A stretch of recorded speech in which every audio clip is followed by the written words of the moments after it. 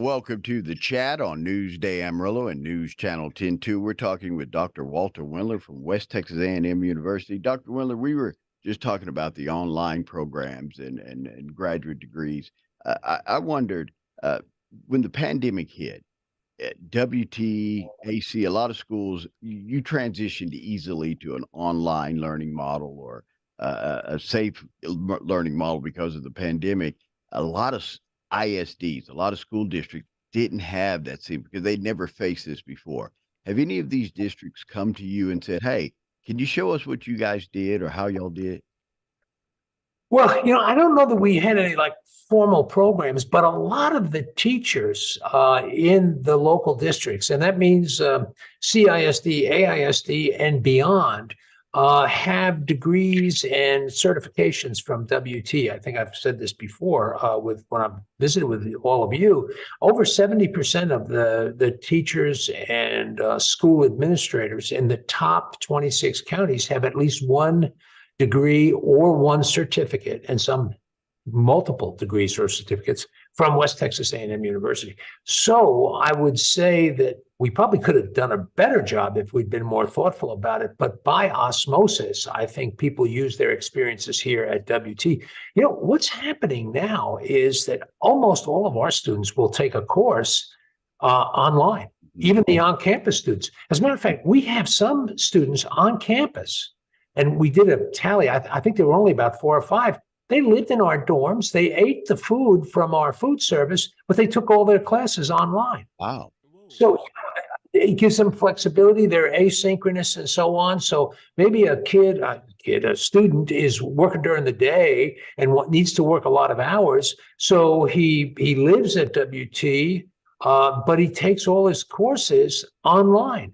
And that says 2 things. One, our students are flexible, which I think is very important, to be able to do what they want. And they're willing to work at it and work hard at it and use technology to make their educational opportunities more accessible. So I think it's wonderful. And over time, a decade from now, everybody's going to take courses online, and everybody will take courses or parts of courses on campus.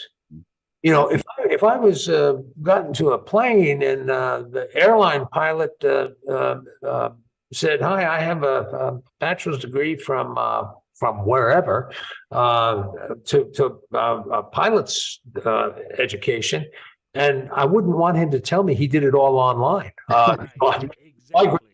Doing that, I'd like him to have some live experience with all that, or even more pertinent, a thoracic surgeon. But here's what I believe.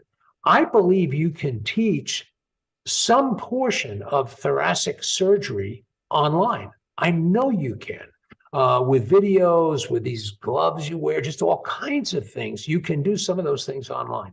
And I think what's going to happen more and more over time is we're going to optimize the things, the didactic instruction that we can do online, and then optimize this sort of face-to-face, person-to-person things that we can do on campus. And we might see where students spend less than 15 weeks on campus. They might come for a month or something in some courses. I don't know what's going to happen. I can't predict the future. Right. I just know one thing. It's not going to be, I'll say it again, what Chuck and I experienced when we went to school. It's not going to be that. It's going to be different.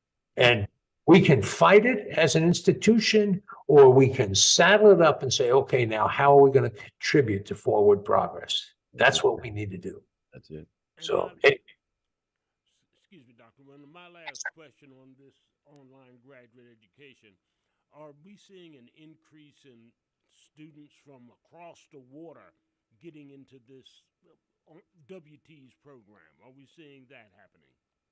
That's a good question, Chuck, and I don't have the answer to that. I wished I did at that, but I don't. I imagine our percentage of international students and even students from afar in the U.S. is going because of online education. One of the things with international students, many of the countries that finance the international education still believe the students should come to the United States. And, even on our online, say our online doctorate in education, we've talked about it before, It's 4 years old. It's already got 100 students in it, and it's booming.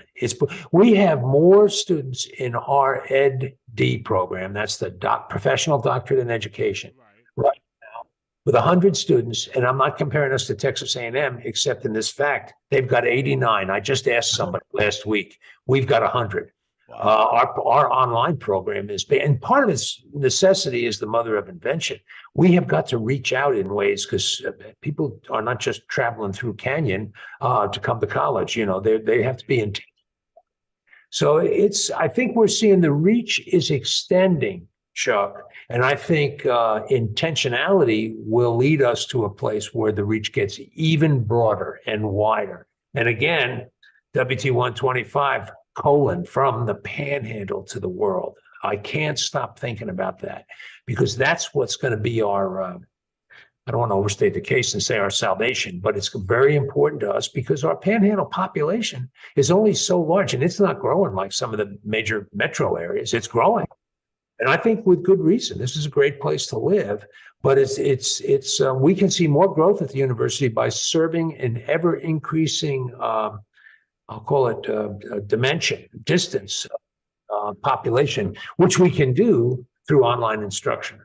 It is very important.